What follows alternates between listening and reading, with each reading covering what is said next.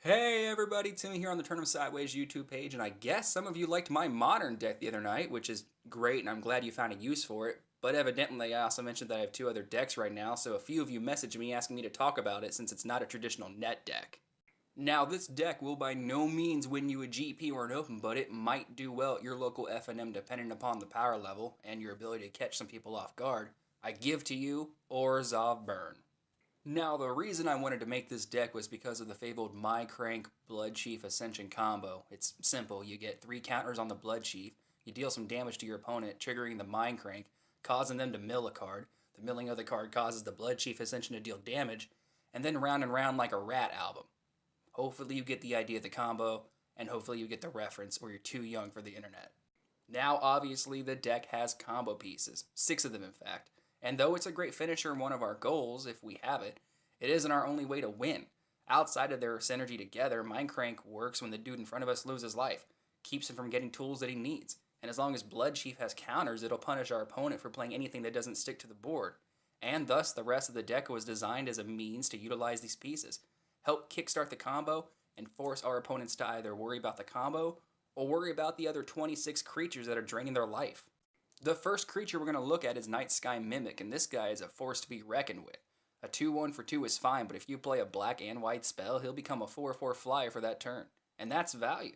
Also, it's crazy easy to trigger because I put only hybrid colored cards in the deck, because I'm a smarts person guy.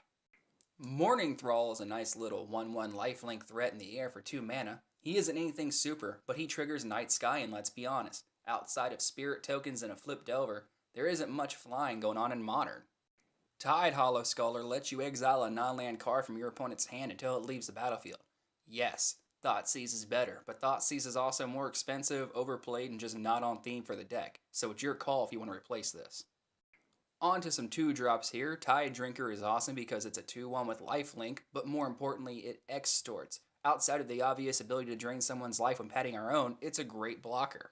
Tithe Drinker aside, we can't forget the Guildmage with 2 abilities in the text box. Either target player, meaning us and always us, gains 1 life, or each player loses 1 life.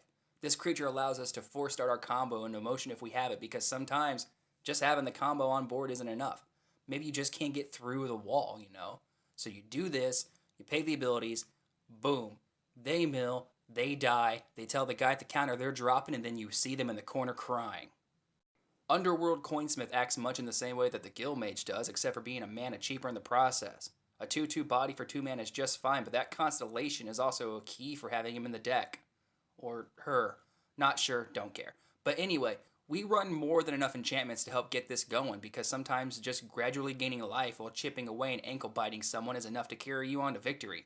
And I'm not kidding, we have like a whole sub-theme of enchantments here. Pillory of the Sleepless is an enchantment that acts as a pacifism with a burn. 3 mana isn't fun, but taking someone out of the equation and ankle biting them just a little more is a great feeling. I've been in situations where this gradually helped my Bloodchief come online, or my opponent became forced to waste a bolt on his own creature and try to live another turn. Fun card. So just to recount here, we have 4 Coinsmith, 3 Bloodchief, and 4 Pillory of the Sleepless. Add in 2 Athreos to total out to a 13-card enchantment sub-package. Athreos is in here because he's, well, 1, hard to deal with if he comes online, and 2, making our opponent choose burn to the face or beats down the line. Having an Athreos on the field gives us the luxury of swinging in to either hit them in the face or winning out a trade, because they're either going to take some to the nose or they're going to give us back a guy. Good value either way. Now, swinging so much doesn't always win us the game, but it certainly does help. And if you hadn't noticed, our creatures are super cheap, allowing us to flood the board easily as long as we have them. Welcome Harsh Sustenance. Nothing better than throwing this down after blocking assignments and still getting value out of a creature that's about to meet its maker.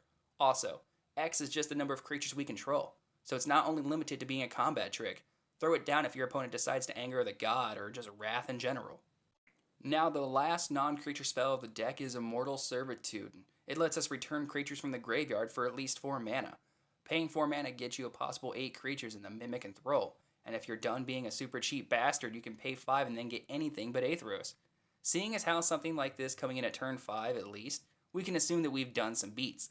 Not to mention that Athreos ideally punished them for putting baddies in the grave at all. So an aggro deck that pukes everything out onto the yard late game works for me.